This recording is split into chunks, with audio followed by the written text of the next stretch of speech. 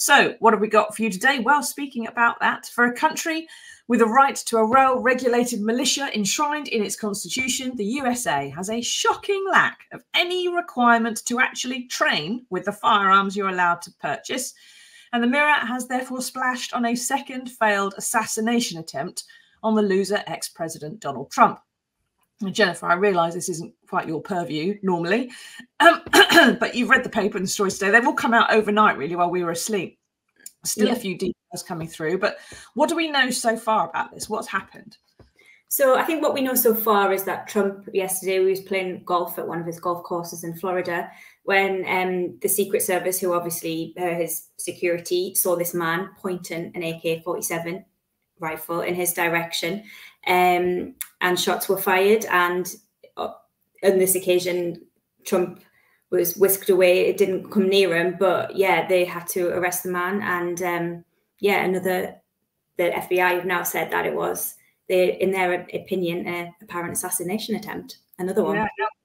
What do you think, everybody? What does this say about America? They've had 2 assassination attempts in this one election race. I can't remember any in recent history, so they seem to be stepping up a little bit. So what actually happened, apparently, was Trump was playing his golf, and the Secret Service were sort of off ahead at the next hole kind of thing, just scoping it out. And so they sort of rock up in their little buggy, and someone saw a rifle barrel sticking out of a bush, which is hard enough to see, I would have thought, but they spotted it, got their guns out and started shooting at him. He dropped his gun and ran away, got in a car and drove off, and was stopped about 60 miles away. And now the suspect has been identified as a 58-year-old man called Ryan Routh, who was known to the authorities for firearms offences, among other things.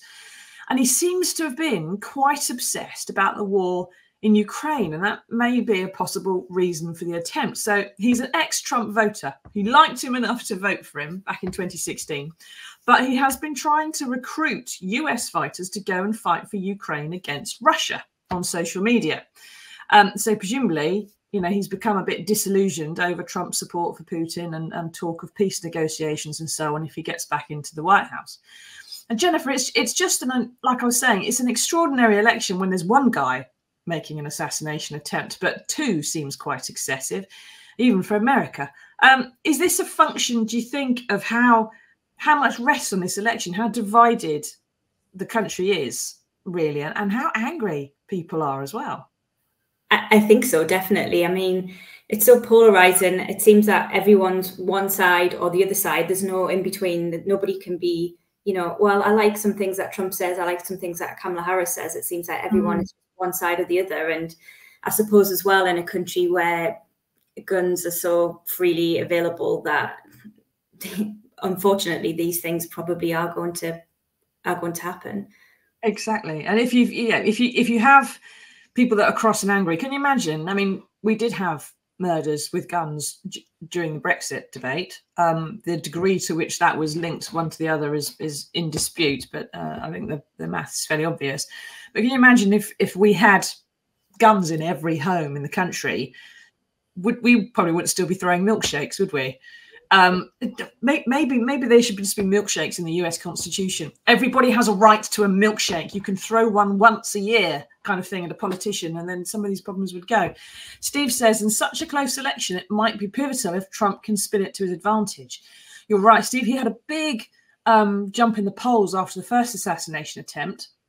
Too early to tell what would happen as a result of this one. Of course, he didn't actually get caught or shot at all this time. He was whisked away to safety before he got anywhere near the gunman. But one of the things I suspect that his allies are going to be talking about, Jen, is the amount of security around him. So a candidate on the trail and a former president gets less security than the sitting president.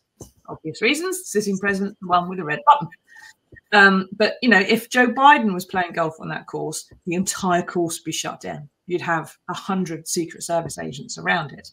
When Trump's playing on there, he's got 6, 20, whatever it might be. Less, anyway, fewer.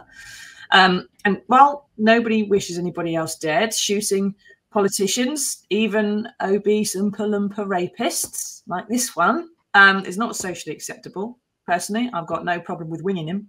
You know, maybe if they'd tried that, that's fine. But he, after this is going to happen, there's going to be talk, isn't there, from his allies about the fact that he didn't have enough security, even though they caught the guy. They'll be saying he needs more. He needs to be treated more like a president that's incoming, almost as though someone who's won the election before he's even got to that point. Because, it is fair to say he's plainly a target for people, far more than Kamala Harris is so far. Do you think he's got enough security? Does this show that the security is working, or does it show that he needs more?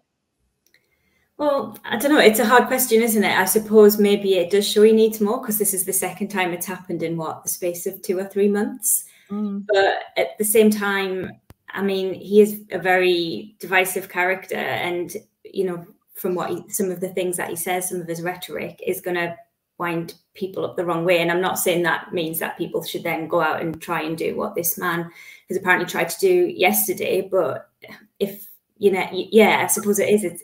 He's making himself a target. And then, on the other hand, they have actually managed to catch him, and he was perfectly safe, and they whisked him away. And they had made some more sort of resources available to him after the last assassination attempt. So presumably that means it's working to some extent, and he will attract loonies.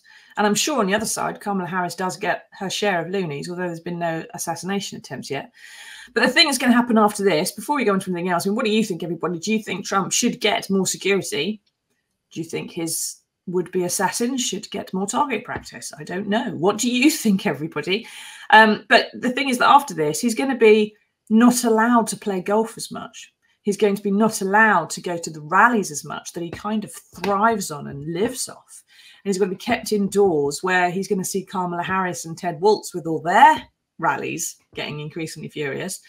Do you think, he's going to have perhaps suffer a bit as a result of this assassination attempt, rather than last time when he got this big boost?